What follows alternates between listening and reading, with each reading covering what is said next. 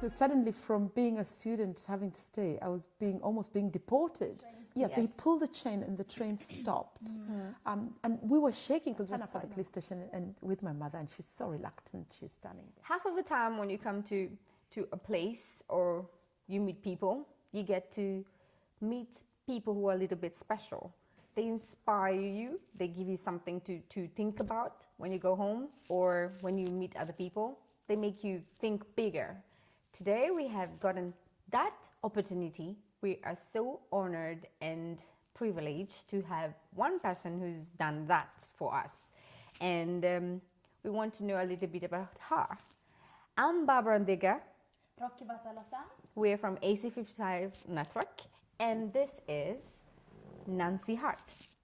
She is going to tell us all about her, what she's been doing, right? Yeah, I'm so curious. Welcome. Thank you.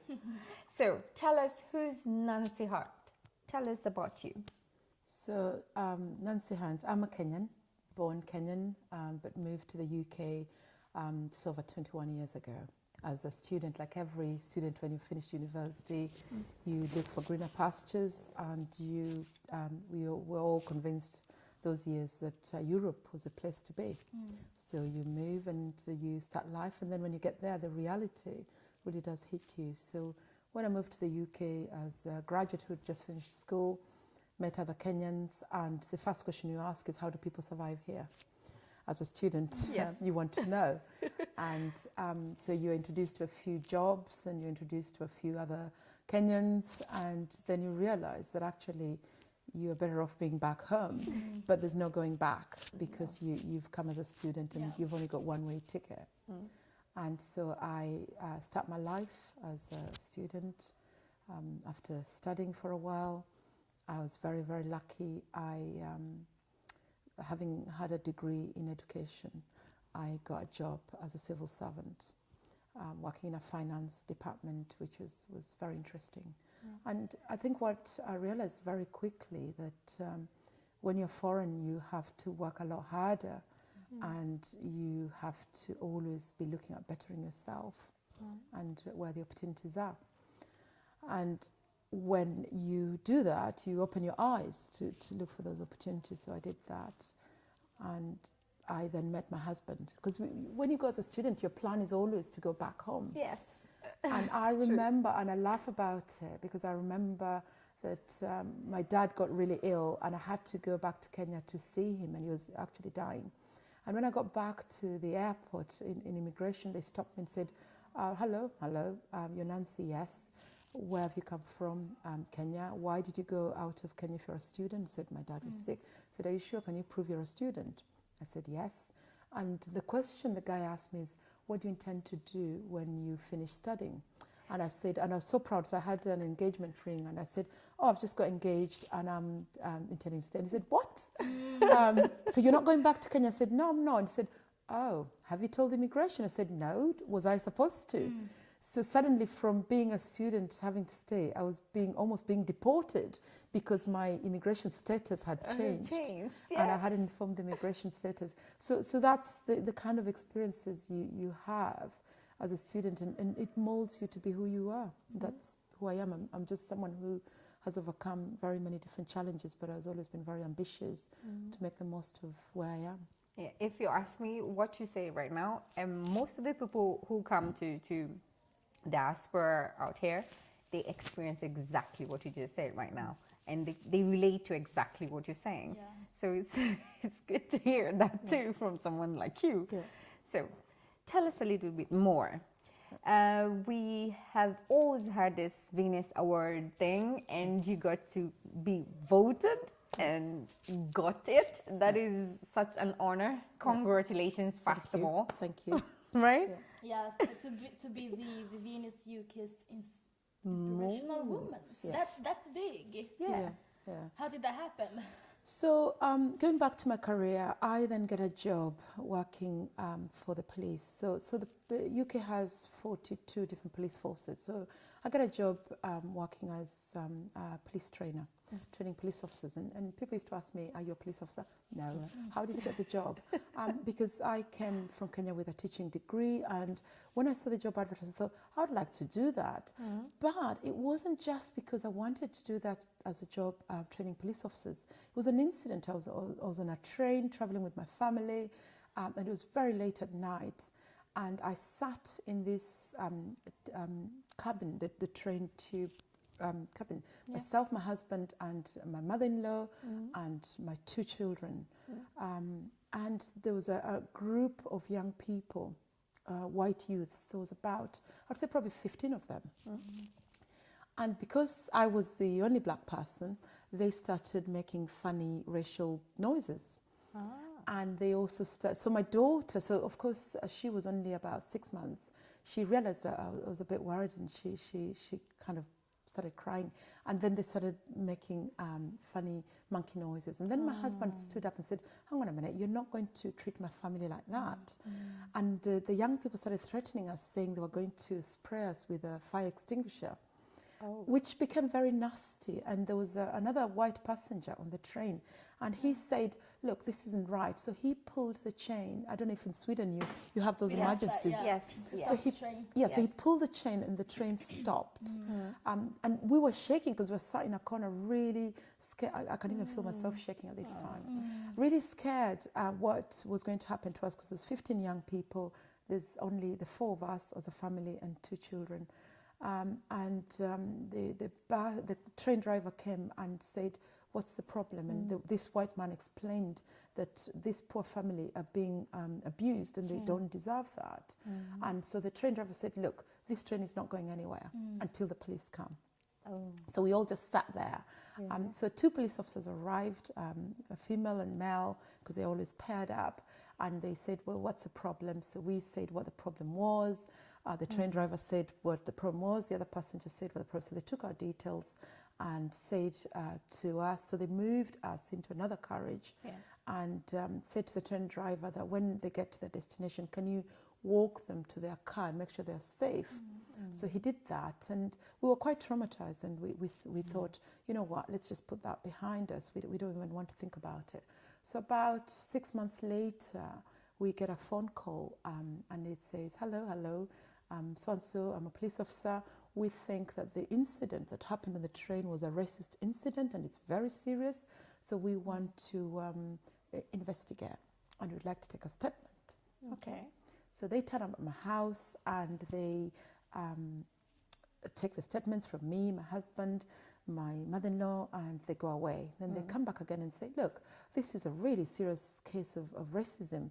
We then want you to come to the police station to try and identify the perpetrators, because it was a group of 15 young people between the age of 20 and 12. And unfortunately, the police officer that came on the scene did not take the details. So we wanted to come and identify them. I mean, I don't know how you identify criminals in Sweden. In UK, things have now moved on. You don't do those parades.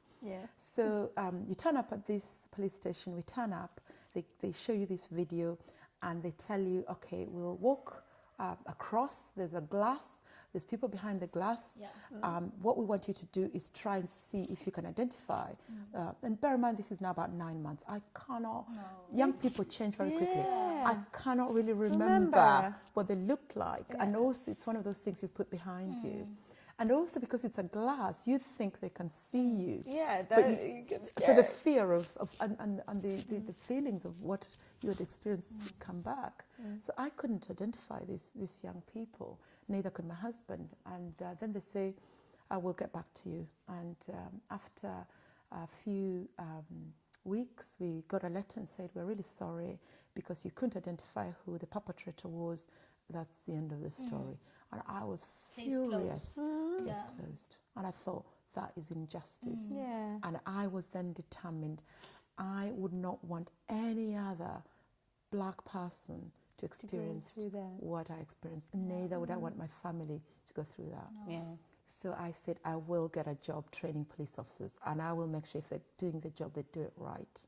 So when a job training police officers came up, I applied for it, and I got it.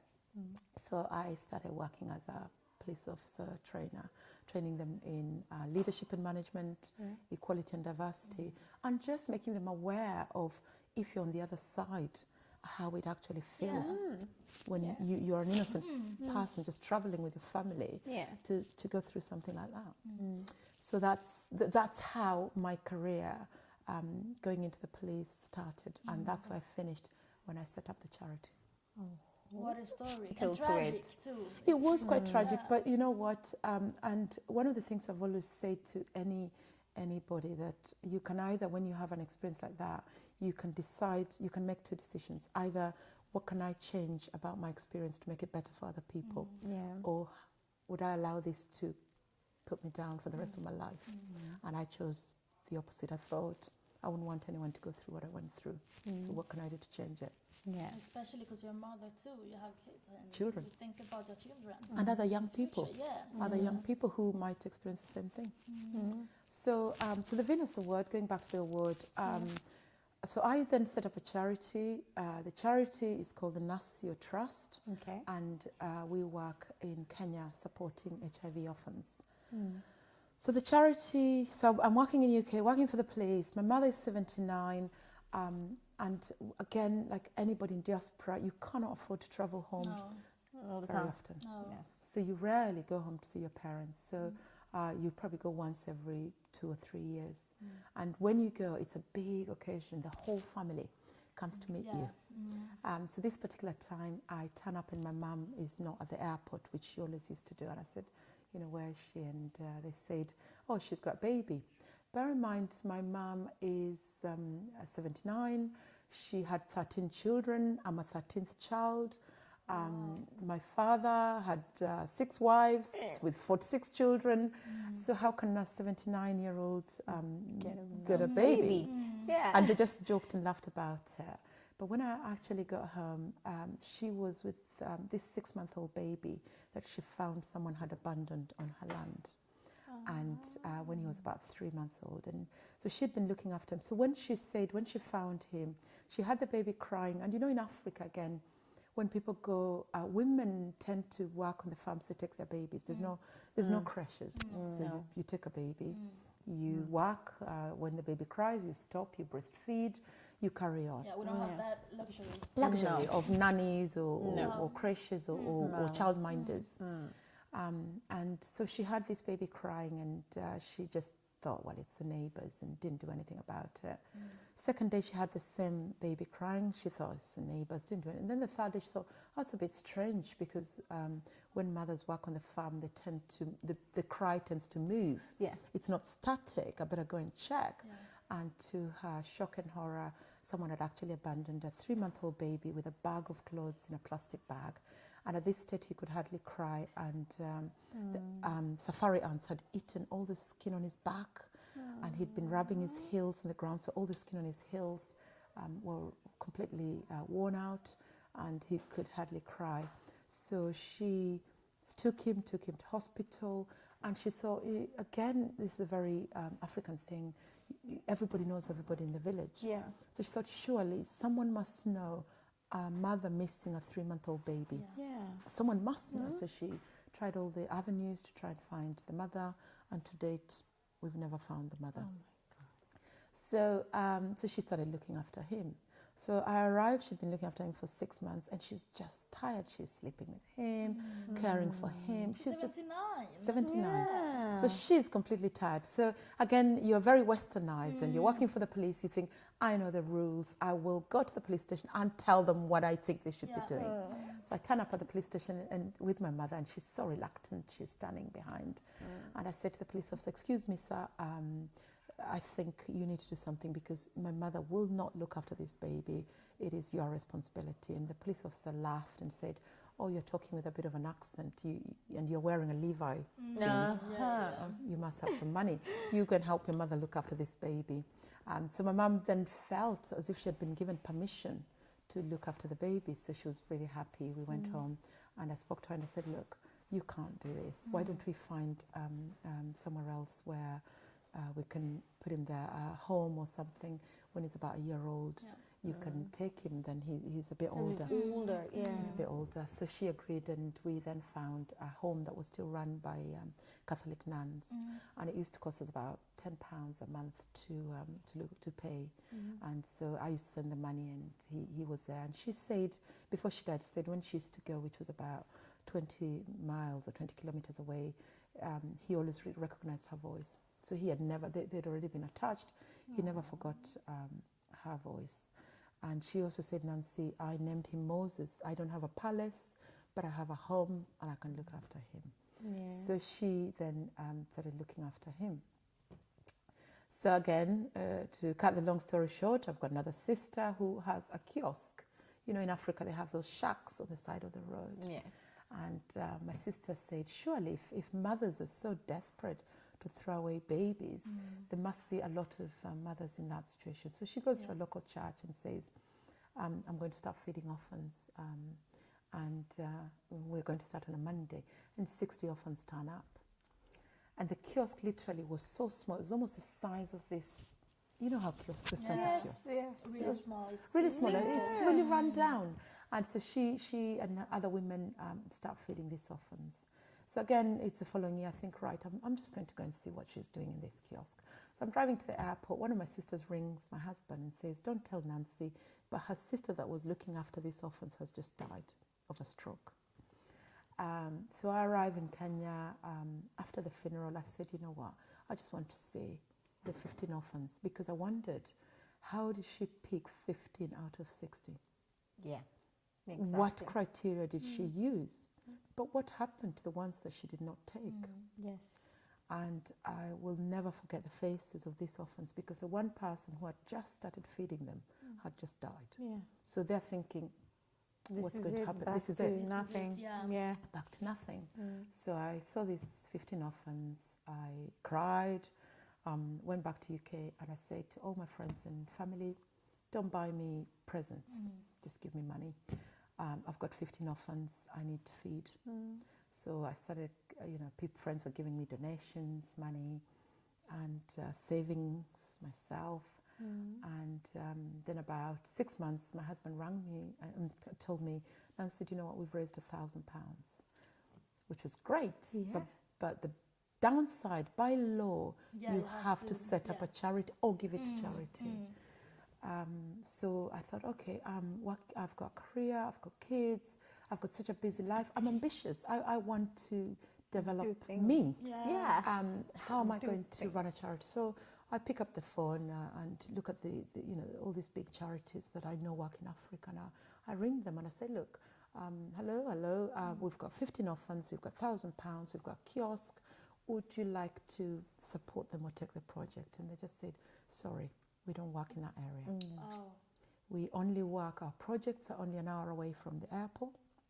And so that when our volunteers come, they visit the project, they stay in a hotel, then they fly back out.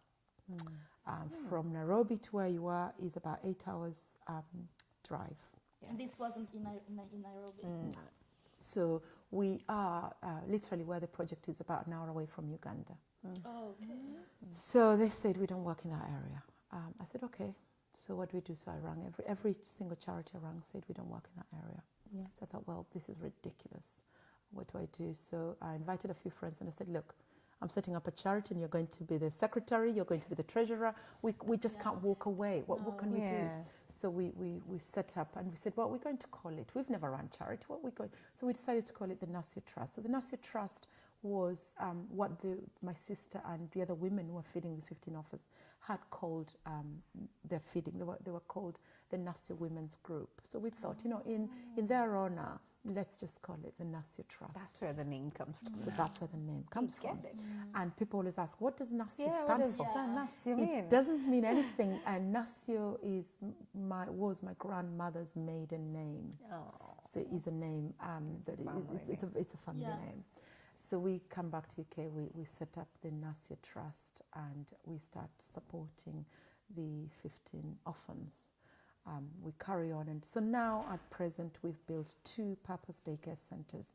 And one of the things I say to Africa is when you go to the West, they've got rid of all the homes that orphanages that they used to house. You know, the likes, I don't know, in Sweden, if you have homes where children go to. But in UK, they used to have places called the Barnados Children's Home. But they've shut them all down because when you put a child in an orphanage or a home, you institutionalize them. But also you disadvantage them because they have no sense of belonging. So we decided we're never going to set up a home or an orphanage. We'll call them day centers. It means that these children live in the community, belong to the community, and they're also skilled to be part of the community. But also, you know, in Africa, land is one of the biggest assets and issues. And sometimes people are so poor, but the only thing they have is land. So you can imagine if you put a child in an orphanage and they get to become an adult, how can they go back to that community and say, well, that's my land. People say, where have you been the last 18 years? You know, this doesn't belong to you. So that's why we look for families. So we create foster families that are interested in looking after the child, and they take in the child and support the child. And then we support the family and look after that family and child and provide them an opportunity. The other child. And also it gives that child a sense of belonging. An opportunity to be in a community. Family. See mom, dad, this is how it works and grow up. And have siblings, but also have skills that we all need growing up as a young person. So so that's what we do. So every year we take 40 orphans from the community. We take, the criteria is total orphan, so they've lost both parents. Partial orphans, they've lost one parent. And then vulnerable. Because sometimes, again, in Africa, people are just poor. They You could have both parents, but you're so poor. You're either, you've got mental health issues, you have disabilities, or you're just very, very poor, or illiterate and you can't find work, so you're just poor, basically.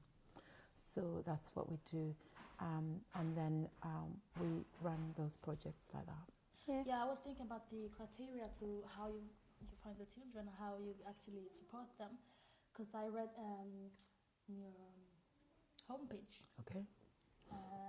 that it says, let me read it. The Nasio Trust is a registered charity based in the UK and Kenya that derives its inspiration and values from the Christian faith. So my question is, do you have something, is religion a factor that you think about when you meet the kids, the children? So again, it's very interesting. People and when you do charity, it's very interesting that people will say, if you touch what you do with, because we know politics and religion are the cause of war in the world these days. You know, most wars are caused because of either religion or politics. So there's always a question: how can you be bold enough to say that you're running a charity that has a Christian principle on it? It's really bold, It's really bold and brave and stupid. So one of the things we say is and I was invited to do a talk recently to a group of scouts, and they read because the scout movement, I mean, I don't know if scout movement is big in Sweden. Yes or no? It's a very British thing. Yeah, okay, not British. As big here as in so in the UK, it's a very British thing. And in Africa, it's a very big thing. Girl Guides and Scouts, and every young person growing up in Africa has either been a guide. And the guiding principles have always been helping your neighbour. You know, and they say, you know, the principles of a guide is being a good guide and helping your neighbour as yourself. And we all took the promises. And so when I was doing this talk, they asked me, they said, oh, we're going to read the story of the Good Samaritan. Can you talk around it? And so the Good Samaritan is about helping your neighbor. The Samaritan, this person that was beaten up on the road was not his neighbor, but he chose to do the right thing to help another human being. And so we believe that when you look at Christianity as a faith, we say we're not religious. We are Christians. And Christianity as a faith, its principle is about helping a neighbor and loving others like you love yourself, and helping other people. And interesting enough, one of our centers, which is in an urban area, is 90% of our children are Muslims. Oh, And that's good. so the question people ask Yeah. us, do you get resistance from the Muslim community Yes. for supporting your children? And we say, no, no one has ever asked us or questioned us. It's about Yeah. children. It's about Yeah. children, it's about religion. food, it's Yeah. about education, it's about healthcare, and it's about opportunities. So we believe that regardless of a faith or no faith, a religion or religion, the most important human principle is helping your neighbor neighbor. and loving them as you love yourself. Yeah. Yes. And when we start from there, our world will be a better place. Touching on the helping and all that, I want to talk about also that you have taken like 100 offenders from Kenya. Yeah. And they say that you, whatever you have had, it's all, they've never gone back to what they used to do. Reoffending. Yeah. Yes. So what is the secret to it? Yeah. What is making it work? So, so again, working at the police station, and I keep going back to the police because a lot of it has come from there. So working, sat at my desk, police officers every day coming complaining about young people with antisocial behaviour. And again, I don't know if you have that problem in Yeah, we Sweden do. at all. Oh, you have it Everywhere. Everywhere. It's So, everywhere. so they always used to come and complain, oh, these young people, they're vandalizing this and they're shoplifting and they're doing this. And I just used to watch them and listen. And I thought, well, hang on a minute. Why don't we just go one day and show them a video of offence? Maybe it will, because we all know that shock tactics sometimes work. Yes. And we've all seen ads on television about wearing a seatbelt. If you don't wear a seatbelt flat, you could die. Yes. And people think, oh gosh, I better wear my seatbelt because Yeah. I don't want that Yeah, to you happen see to that, me. yes. Or if you take drugs, you will die or whatever. Yeah. So so I said, why don't we just go and show them a video of orphans? We had an old video with orphans just playing, singing, eating at this kiosk where they were. So I went with the video, 2 police officers and my friends, and we put the video on. And some of the young people were so drunk, they were calling us names and walking in and out. But some of them just sat there and watched this video. And when it finished, one of the girls stood up and said, and went to the kitchen, brought a biscuit, empty biscuit tin, and said, everybody, spare change, spare change. And they started putting in their spare change, and there was about £20. I don't know how much that is in kronas. A Anyway. little bit over 200. About maybe, two- something. about 200. 300, yeah. And for us, young people that age, to have raised £20 was a lot of money. Yeah. And then they said, right, what can we do to help? We said, okay, the kiosk, if you go on our website, you'll see, the kiosk didn't have a roof. So when it used to rain, they couldn't cook for the orphans. So it meant that day the orphans would go home hungry. So this young person said, we want to put a roof on that kitchen so that these orphans can have food every single day. Yeah. And so said, how are you going to do that? I said, we want to meet every day and talk about it. And we want to come up with ideas how we can raise that money. It's so cool. So that was not the expectation. That's No. not what we expected. And they said, that's it, that's what we're going to do. So they started, every week they would meet and talk about. So suddenly they had a sense of purpose. Because as human beings, we all need a sense of purpose, Yes. but also a sense of being valued. Yes. And So they being, could see that their life Doing is much, something. It's better. they were than- like, yeah. we don't have What those are- problems. yeah. We Why don't- are we complaining? Why are we you know? complaining? Yeah. Why are we vandalizing Yeah. people's things? Why When are we we can do this, help the other children, and especially children. So it did work, and after about, so suddenly antisocial behavior just dropped because they were so determined and so focused, and Maybe I'm thinking just maybe they felt that they were needed. You know, like That's the word. Someone they can make a needs difference to me. it. Someone Yeah. needs me, and I can Yeah. make a difference for Yes, other people. that's exactly what, that's the name. So to we then said, wow, this is interesting. And about after 6 months, the media was suddenly very interested. The media was coming, because in the past, the media was always writing negative things about that community Yeah. and young people and the bad things young people were doing. But suddenly the media was writing positive things. And they would say to us, oh my God, this community has never had any good publicity. But for the first time, all the publicity we're getting is about the good. And they would do things like cleaning grave sites to raise money. They would wash people's car. They would did anything that they could do. And even did a community day where they got the whole community to do things to raise money. And they'd raised enough to put a roof on the kiosk, but we didn't do it anyway. It's another long story. But we then thought, right, they've worked so hard. Let's give them an opportunity to go and see the work that they've been raising money for. And bear in mind, and I'll say a story of one of the young people, his name was Andy. Now, Andy now is very proud. He's a father and he works, and he came to me and said, Nancy, thank you so much, because my father is in prison, my mother is in prison, my older brother is in prison. If I'd never gone to Kenya, I probably would be in prison as well. So we realized that suddenly this thing of fundraising for people in need who had more problems than they think they have was actually making them stay focused, have a sense of purpose. And then when they traveled to Kenya, they then realized how lucky they were and how they have all these opportunities that they take for granted. Yes. And so when they come back, they want to make a difference in their own personal lives, but in the lives of others.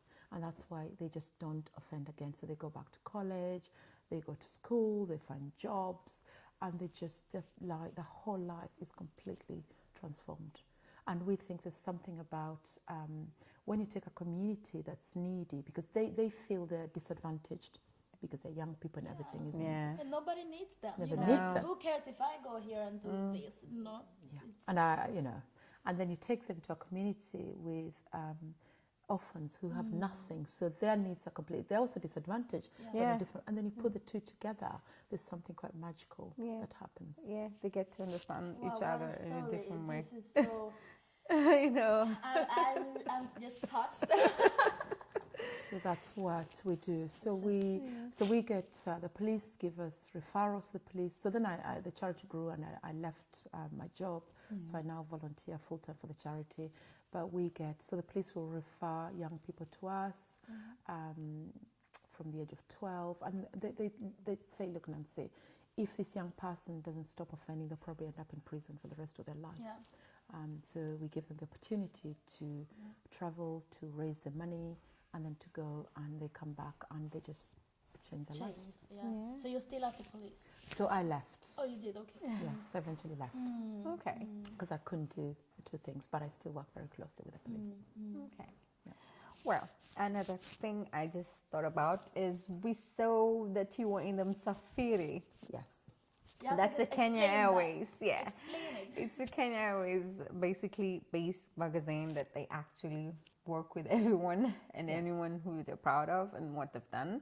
And she was featured in it. How was that? How was that? So in UK there's an award called the Venus Award, which was started 6 years ago. 6 years ago, it's almost like the Oscars of women in business. Yeah. And we know, and being a woman and working within the police again, one of the things that struck me is when you looked at women's careers, there were very few women progressing at very senior level. And we started looking at what are the things that stop women progressing, and putting in measures and programs to help women progress. And a lot of it sometimes is either the organization, either the women limiting themselves, or they don't have other women who are role models who can say to them. But also we found it's very interesting, and there's a lot of statistics done about women, is sometimes women are their worst enemies. They don't want to help each other. So when a woman has an opportunity, instead of opening doors for other women, they actually shut those doors and take the ladder off. You know, they always say, a career ladder. Instead of they go away, take the ladder away, and they don't want to help other women. Yeah. So the Venus Award was set up to recognize women in business. And so I was nominated anonymously. I don't know who nominated me. Yeah. And they had different counties. So I won the Oxfordshire, because in UK there's many different counties. So I won the Oxfordshire Women Award for the work we do with young people in the UK, but also for the work we do with orphans in Kenya. Yeah. So I was the only charity, because all of them were other women in business. Yeah. But I was also the only black person, which again surprised me. So when I went into this both room, are big. Yeah, it was really big. When I went to this room, there were all these over 200 people, and you're the only woman, black, it was a bit of interesting. And you also look at the profile of other women and think, no way. There's you know, no way. There's no way. You know, then that's no the way. irony. That's not for me. It's a different league to Yeah. me. I'm just here to enjoy the wine and the food and clap for the other women. And I think that's typical. That's what we do. We limit ourselves Yeah, and we think, do. I'm not good enough. Someone else is better than Yeah. me. And so then I won the Oxfordshire one. I thought Oxfordshire is probably fine because people know Oxfordshire and they know the work we do. Yeah. And then they put me through to the national, and they had all this. There was over 120 women or whatever it was. And so again, when I won it, I was speechless, and I was really humbled that people thought that I had a story. And one of the things I always say to everybody, we all have a story. Yes. But sometimes we just never think that our story is good enough and can change other people when we share it. Exactly. So, so then I had contact from Musafiri, and they said, "Oh, we understand you've won this award. We write about Kenyans who obviously out there and have done things that are remarkable, and we would like you to write a feature." And I said, "Okay." So I went on the website and I looked at the magazine, and they had Lupita, Yeah. Oh. and I thought, Big names. big names, different league. Yeah. And then I looked at Chris Froome, who won the Tour de France. I think, Nancy, these people, No. Lupita. Lupita. Everyone knows Lupita. No one knows Nancy. Will people really be interested in my story? So, so one, I was just overwhelmed by the fact that Musafiri thought that what I've done and achieved is worth being put in a magazine with alongside the lines of people like Lupita. But also, if my story is just going to inspire someone else, because I believe that as an African woman coming from Africa, we have to transform our communities. We cannot wait for other people to do it for us. Yes, it's true. We have the power. We have the power, Yeah. but also we have the skills. Yeah. And if we don't have the skills, we can call to other people who have the skills to help us. And unless it starts with us, how can I expect other people to come and change my community when I'm not doing anything about it? So, so again, Kenya Airways are celebrating 38 years of being in business, and they've said they're going to have their August edition of 38 faces of people who've made or flown with Kenya Airways, who've changed Kenya, and they've asked me if I would like to write about my story so they can include. So again, I'm just speechless and humbled and honored. Congratulations. Congratulations. I mean, you deserve it. You're worth that, you know, because you will inspire and give some girl somewhere, or some boy somewhere at home who has no clue that it can actually happen to you. Whether it doesn't matter where you come from, what you do. If you just believe in whatever you want to do, it can work. You're a good example. And also, I say to people that you have to have dreams, and sometimes dream big, and you'll face challenges, and you have to learn to overcome them. Dust yourself and get up and overcome them, and don't let anyone steal your dreams away, because you know, growing up as a child in a village, as I said, with 13 other siblings, I mean, what chance? And I remember going to, because those days in Kenya, I mean, that's all changed now. Getting a Kenyan passport was not a right. You had to justify why. And I remember going to get a passport, and all my friends and siblings laughed at me and said, "Nancy, where will you ever go with a passport?" But you're born in Kenya. Yes. Yes. It never used to be a right. Never be that like that. Yeah. Yeah. And Know what they you're asked saying. me, where will you ever go with it? And I said, even if I have to use it across the Ugandan border, I will use it Just to across. have it. I will have a passport. And now I look at them, and that was a dream. I wanted to own a passport, and I wanted to cross a border of some sort. Yeah. And I say to people, if I'd listened to them when they were saying, where will you ever go with your passport?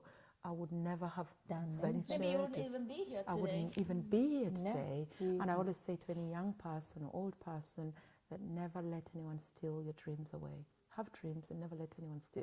If you believe in it, go for it. Yeah. That's good. I agree with you. And that person who's listening to us right now, it's good advice that you've given to them so that they can, it's something you can use. Always believe in what you want to do and just go for it. Don't sit back and just wait. If you can be able to do it, it's great. Just do it. Yeah. So you're a good example. I hope so. And if anybody can learn from me, I really hope so. Yeah. And again, one of the other things I say to people is, I want to leave the world a better place than I found it. Yeah. I want to leave a legacy. What legacy do you want to leave? How will they know that you are here? Yes. How will they know you are here Exactly. if I can't leave it a better place than I found it? I have another question. Yeah. Does your family get into whatever you do? Do they get involved with your charities? Support and everything like that? Yeah, so my family is very much involved, and it's different with my children. Your My husband is helps. part of the board. He's part of the board. Yes. My children have volunteered themselves and done things. My sisters in Kenya, they might be old, but they also get involved. My friends, when they see me, they run because they know. They're like, oh God, she's here. We gotta do something. They'll be asked to do something. Yeah. And again, one of the things that I realized very quickly that you cannot be good at everything. No. You need a team Help of people, always. Yeah. and you need to use other people's strength. Yes. So all my friends, I look at, what can they offer? What are they good at? What am I not good at? Yeah. What you're good at? And how can we? And you need to be able to ask for help. Like I can't do this, but I know that you have the Someone else can, competence, and someone so- else can do better than I can do it. Yes. I'm That's not. true. I'm not an expert in everything. Yeah. So I do that. I have another last question more like it.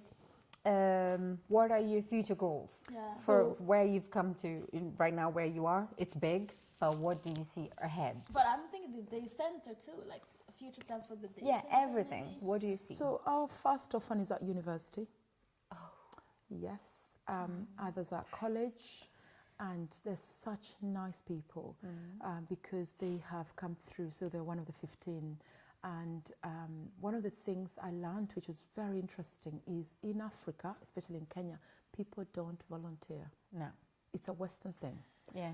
Because Yeah. people say, Yes, if I'm it is. poor, how can I volunteer? Well, how? So Yeah. one of the things we're trying to change is the culture. You've got to give something back because to volunteer is so important. So one of the things we ask our children to do is to volunteer. When they are during the holidays, go back to the project and either help physically or help the others to read and write, the younger ones. Give something What you back. know, something you Give can give. something back. You don't have to be rich or educated. Genius or no. genius. Everyone has something to give. Yes. So we encourage them to do that. But also the adults that look after the children, we make sure that they come one day a week to do physical work. Yeah. If they can't do that, they can do other small jobs, but they have to give a day a week to give something back so that they can give something back. So that if everyone gave back something, even all of us, if we give something back to our neighborhood, the communities will be a better place for everybody. Yeah. So the idea we have now with the model we've built with day centers, internship programs, with medical health care, is in the next, we are calling it Vision 2020 because we know the model works, is we want to be able to empower that community to take over that project and run it itself so that we can move to another community that needs that level of help, yes. Yeah. It's true. and empowering people to have a sense of pride, to have the skills to run, because we believe that that model can be scaled in other African countries because it works. We've tried it. It works. It's successful. It brings the whole community together. It also gets rid of poverty because the biggest problem with Africa is poverty. And if we can get rid of poverty, empower people, educate people, give them good health, and train them and give them the skills, then they've got they can take care of their destiny. But if we rely on aid, then we cripple them. Yeah. Yeah, I think that's really true because I had a professor in university who said that everything Africa needs to take care of itself is in Africa. We have everything in Africa. So we don't really we don't need aid anymore. we have need everything. We have the resources. We have the education. We have the Yeah. culture. We have the people. Yeah. Everything is there. It is there, and we also have a strength of unity, and we're not utilizing that. So those are the things we're creating the next generation of leaders. We're creating the next generation of people who will give something back. Yeah. Because you find a lot of people in Africa go to urban areas to look for work, and yet they forget that if they stayed in their communities and use their resourcefulness, then they don't even need to go into urban areas, because their communities can be a better place for everyone. So that's what we're trying to do. So the model we have, so our vision is we go into a community, set up the structure, set up the infrastructure, train and empower people, and then move to another area that needs us, or go to other parts of Africa where we can say to them, it works, this is how it looks like, and you can do it. Yeah, that's good. And of course, the usual me, the twist person. I have a twist. Yeah. I think we've talked about everything about Nancy, but there's one thing that we need to ask. Yeah. You have dreadlocks. We're going to have fun with this one. How long have you had them? How long have I had them? Now, dreadlocks are very interesting because they're very practical. Yes. They're cheap to keep, and also what is interesting is people think when you go, they've become trendy, which is interesting. Yeah. They never used to be trendy. No. In fact, I remember when I had them in the UK the first time, people would stop me and ask me the very stereotypical questions. Are you a reggae fan? Do you take drugs? Do you take dope? Do you listen to are you a Rastafarian? Yeah. Are you vegetarian? Yeah. All those things. stereotypical. Yeah. But then when you go to Africa, people think you're a rebel. Yeah. That you are trying to make a point. Yes. But for me personally, it is just a very practical and cheap way of keeping your hair without having to worry about anything artificial. But it's also very natural because it's my personal hair, and I can look after it, and I can do whatever I want with it. Yeah, but it's still a political statement because hair is politics. That's what I've found out. Come to find out. Hair is politics. How you wear your hair says something. Yeah. See, I hadn't thought about that. Me too. It is. For me, I don't think about it, but I've seen that people outside have different views on my hair and me as a person, depending on what kind You're of making a hairstyle statement. I have. Yeah. So hair is politics. You heard? Yeah. So I'm going to think about my hair again, because I didn't realize it's a political statement. But I honestly I did it for practical reasons. Because when you live in Europe, it is expensive to get your hair. I did mine myself. I do mine myself. I wash it and I twist it myself, Yeah. and it's just easy and it's practical. Well, I was just trying to give you this twist that however much she can be serious and she can be inspirational or she can do great things, she's still herself. She has fun, she has dreadlocks, she's still the usual you, me. That's something you should relate to, I think. And I want to say, so thank you so much for coming and talking to us. It's been such an honor and we've had so much fun. For me, it's like, you deserve the Venus Award. In every sense. 100%. You Thank do you. deserve it. Thank you. I've studied human rights. Okay. And so this is my my questions we were talking about. And I feel so inspired about it, and so humbled and honored to sit here and talk to you about this. And I hope that all the viewers at home feel the inspiration in the room right now, and to feel like we have a story. And we have a story, we can do something. I wanted to start a blog because I thought that, well, I think I have something to say. I have a special perspective on seeing life. And it took me a while, but I started my blog, and I have my blog now, and I don't have so many readers, but it's not about who reads my blog. For me, I wanted to do it. That was my goal, to just share my thoughts, and I did it. So you can do it too. And it doesn't matter. Just like help your society, help your neighbor, be a part of the change, and we can all do something. That's That's true. Basically, I would want to just say, keep up the good work. Yeah. Thank you. And I hope we want to see you in the future. Update us. Yes, I we will wanna see update you, more. and I feel really honoured as well Yeah. to have you know, the opportunity to share my story. Like I say, everyone has a story with Yeah. your audience, Yes. and just to say, let's change the world for Yeah. good, for good, and for that's good. what our strapline is. Yes, Change the world for for good. good. Well, Let's close it with it. yes. This is Barbara Ndega And Rocky Batalasam. and the beautiful Nancy Hart. Thank you. We'll see you next time, and Yeah, thank you. thank you very much. Bye. Bye.